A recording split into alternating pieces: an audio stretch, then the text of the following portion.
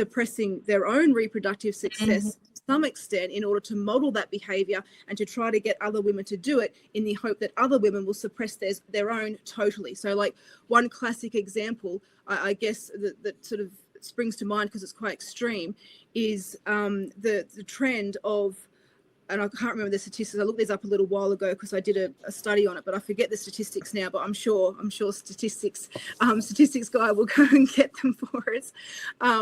But the number of women that are going and getting their fallopian tubes removed. So what's interesting about that procedure is that the fallopian tubes is where ovarian cancer begins. And ovarian cancer is an especially nasty cancer because it's largely symptomless.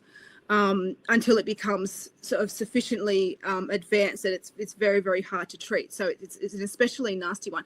And for that reason, a lot of women who are post their childbearing years just go and get their fallopian tubes removed just in order to remove that bit of tissue that is at the highest risk of sort of starting off ovarian cancer. However, looking at the statistics of these women who go and get their fallopian tubes removed, there was something like, I think it was maybe as many as 30% of the women who had this procedure had subsequently made inquiries about whether it was possible to reverse the procedure.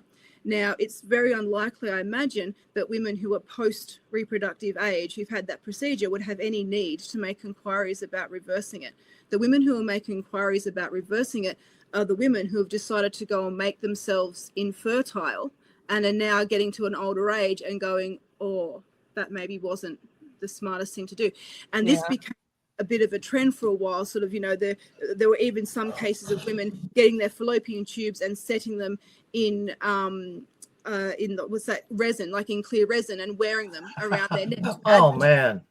Yeah, to advertise that they had gone. And so what you're sort of seeing is the feminist narrative pushing the notion that not having children is how you be free, and that having a child will ruin your life, and encouraging women to become empowered by effectively just making themselves infertile for absolutely no reason. Like, in a world where there is such widespread and readily available and highly effective contraceptions, and also, for the most part, very readily available abortion, even should it come to that, it is just, from a pure, like, logical perspective, it is madness for any woman to think that the most appropriate way for her to control her, her reproductive status and her fertility status at